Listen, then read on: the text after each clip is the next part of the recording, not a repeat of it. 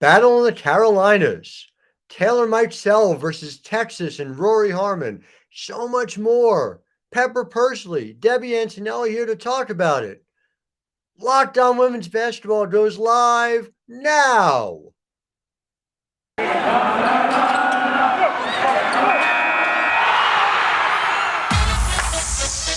You are Locked On Women's Basketball, your daily podcast on women's basketball. Part of the Locked On Podcast Network, your team every day.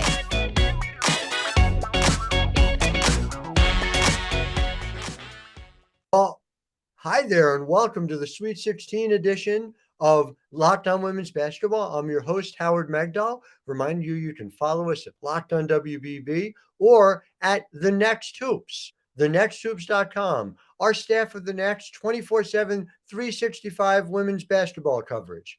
And Pepper Persley, I am honored to call a colleague, is here. She is here to talk all about the Sweet 16 with Debbie Antonelli, Mrs. Women's Basketball. Debbie Antonelli, very, very great friend of the game, has played it, has broadcast for such a long time. You've seen her everywhere.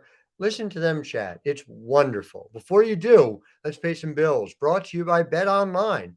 It's that time of year. College basketball's tournament is finally upon us. From all the latest odds, contests, and player props, betonline.net is the number one source for all your sports betting needs and info. Head to the website today. North Carolina, underdogs by 9.5 points. Very interesting, right? South Carolina has not exactly been lighting up the scoreboard. Then in the second 7 o'clock game, Ohio State +5 over Texas.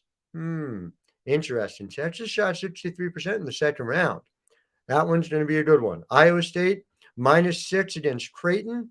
And Stanford, this one, that's interesting to me. Stanford given 6.5 points to Maryland. This is a different Maryland team from the one who lost 86-68 earlier this season to the Cardinal. Go over to Bet Online. Use your mobile device. Learn more about the trends in action. Bet Online, where the game starts. Hi everyone, welcome to this episode of She Got Next with me, Pepper Persley. This is my NCAA Women's Sweet 16 preview, and who better to chat with than Debbie Antonelli? Alright, hi Debbie, how's it going? Pepper, you're the best. I'm so glad to be on your show again. Thank you so much. I love talking about women's hoops, so I can't imagine talking about it with anybody else but you. You're the most fun. Alright, I'm just going to ask for your thoughts on each of the 8 Sweet 16 games. You ready? Okay.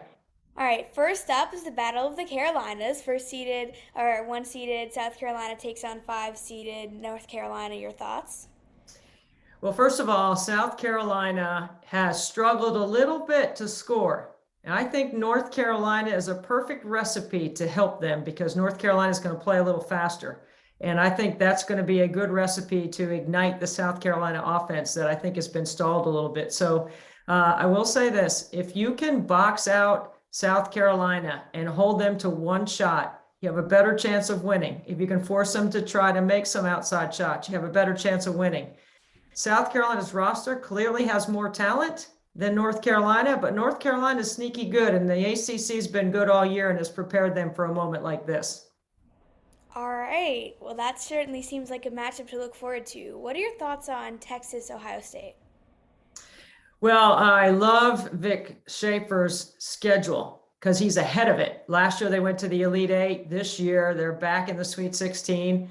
They're going to play an Ohio State team that has a really good backcourt that can score. Taylor Mikesell and J.C. Sheldon have been good all year, and that will provide somewhat of a challenge. But Rori Harmon for Texas has been great also. So, the defensive game plan in a muddy, gritty, tough physical game will favor Texas. But if it's free-flowing and it's up-tempo, that could favor Ohio State. I think Texas has a little bit more big game experience, so I like them there. All right. Seems like it could go either way then. All right, so Stanford is playing quite well, and Cardinal senior Lexi Hull is coming off of a 36-point game. Maryland did just have a big win over Florida Gulf Coast. I'm really excited about this game. What do we need to know? Well, Pepper, we've been friends for a long time, so you know how much I love offense, right? Yeah. Well, Maryland is finally healthy. They have all the pieces together. I don't think they've been whole the whole season.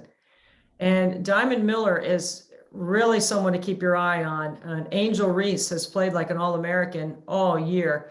They're really good and athletic and long bothers Stanford a little bit.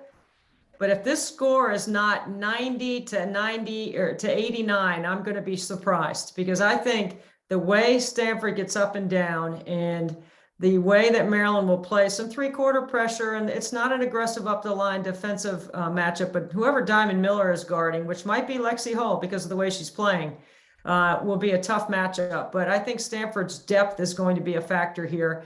But I expect this to be a clean, well-played, high-scoring, fun to watch, can't-miss TV game. And I'm calling the games in Spokane, Pepper, so it'll be on late. But I know your mom and dad will let you stay up for it. All right, hopefully, or I'll definitely watch it first thing when I wake up the next morning. All right, what do you think about this next matchup, Iowa State-Creighton? Can Creighton pull out another upset against another team from Iowa? Well, again, Pepper, I love offense. And the thing about Creighton is they play 5 out, empty block. They move the ball. Their assisted basket number is really high because they don't play off the dribble. So they cut and they pass and they shoot the threes. And that's a lot to cover for a defense. If they play like they did against Iowa, going into that environment and knocking out one of the best storylines in all of college basketball in Caitlin Clark, that's a significant job by them.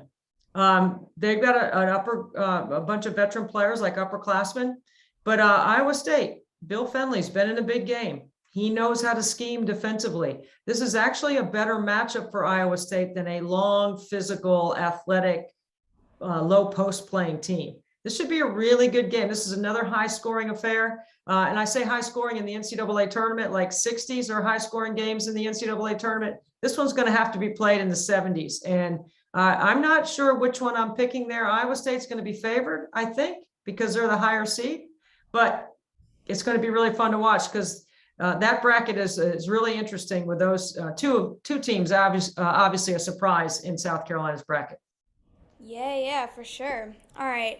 I'm really excited about NC State Notre Dame because Notre Dame has been playing really well, especially Dara Mabry and Olivia Miles, and I know you know NC State. So what are your thoughts on that game? Well, first of all, let me just say this, Pepper. You know I'm not picking against my alma mater, right? I mean, I got NC State all the way on this one. I think it's an interesting matchup. I didn't think conference teams were supposed to meet till the Elite Eight, but they're meeting in the Sweet 16. And as you know, Notre Dame beat NC State earlier in the year on their home court. Elisa Cunane got into foul trouble in that game. But Elisa Cunane got into foul trouble against Kansas State, and NC State just wiped them out. They had played them a second time, and they just took them out. Like the depth, the speed, the defense, all of it clicking at the right time with a veteran team that, I wouldn't say this is Wes Moore's first Final Four team. I would say this is his third Final Four team because 2 years ago, COVID took them out, and I thought they could be a Final Four team. Last year, Kayla Jones got hurt, and it definitely affected their ability to advance. I think this is a good bracket for them until they get to play UConn on their home court, basically. I mean, Bridgeport, Connecticut is a home court for UConn because their fans have bought tickets in advance to be there. That's going to be really interesting. But if NC State plays the way they did the other night, they should have a really good chance to advance. I'm picking them to come out of Bridgeport. All right, cool. All right, Indiana is fresh off of a 1-point win over Princeton, which was a really fun game. And UConn only scored 52 points in their last game against South Florida. What do you think about this matchup? Will it be a battle of the backcourts? Well, first of all, Pepper, I know you cover the Ivy League extensively because of your time covering Columbia. So I know you're paying attention to Princeton. And that was a good game between Indiana and Princeton. So let me say that first.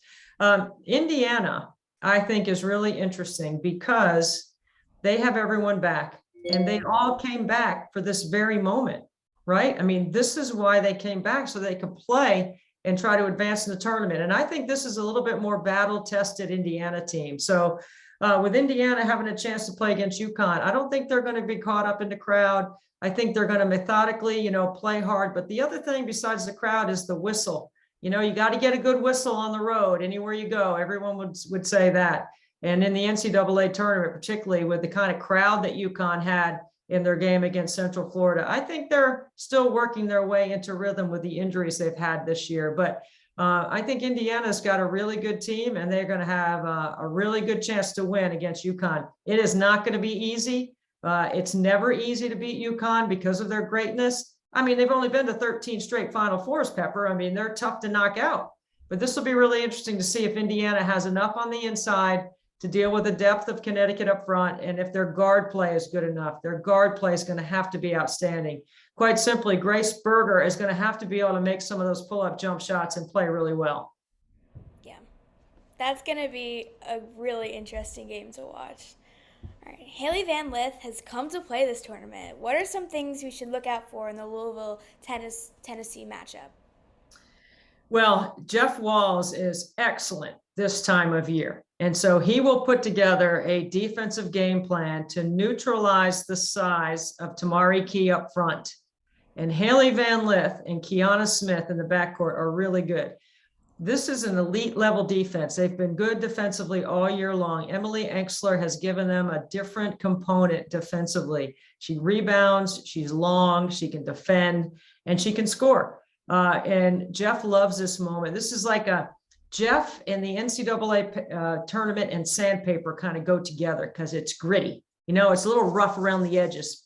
You know, that's the way I see Jeff Walz's team. I think they got an edge to them. I think they're a Final Four team. I thought that from the beginning. Pepper, if you remember, way back in October, I was saying, Dana who? And people thought I was crazy when I was referencing Dana Evans. I'm not disrespecting Dana. She's a two-time ACC Player of the Year. She's great. She averaged 20 points a game last year. But I knew Louisville would be good, and I believe in their system and the way they play and where their priorities are. This will be a really interesting matchup for them, but I don't see them having much trouble at all with Tennessee. I'd be surprised if they didn't win. All right, you said Louisville has an elite level defense. Is that an Elite 8 level defense?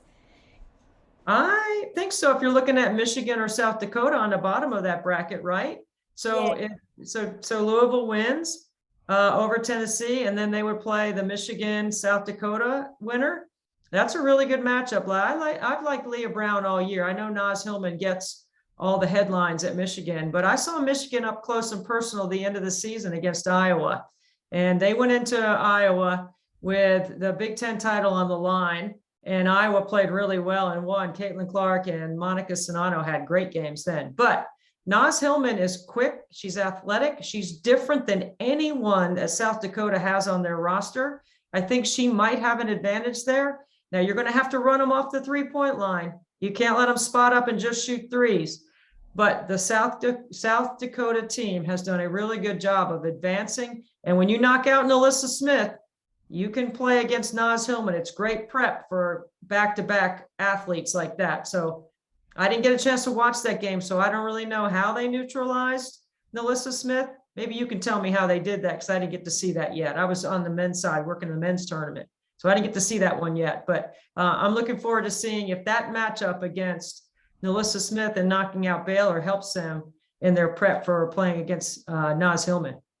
Yeah, I did watch the end of that game, and Baylor just wasn't playing very efficiently, and they had trouble making shots down the stretch, but South Dakota played really, really well, and there's definitely a similarity in that post presence. I love that you touched on that.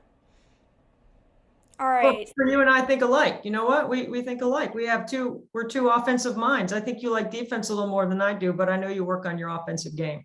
Probably, yeah, I love defense, but obviously you score on offense, so it's definitely important as well.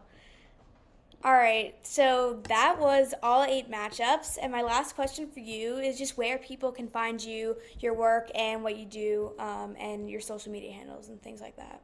Well, thanks, Pepper. Moving forward, I'll be in Spokane for that regional, so I'm really excited about Stanford, Maryland, Texas, and Ohio State.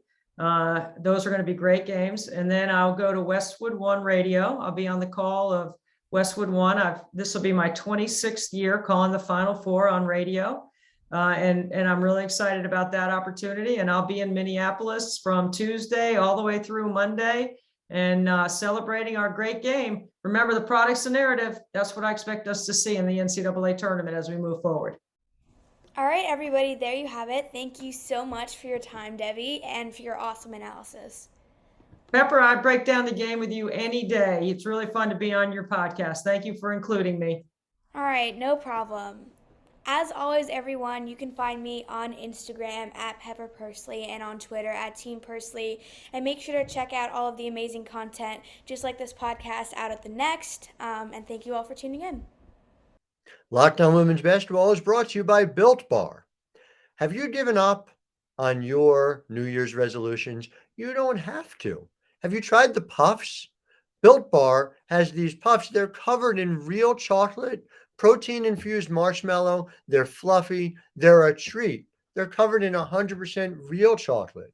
None of that fake chocolate. Real chocolate. Puffs are a fan favorite. So are the cinnamon churros, coconut marshmallow, banana cream pie. They're all fantastic. Low calorie, high protein. Most Built Bars contain 130 calories, 4 grams net carbs, and 17 grams of protein.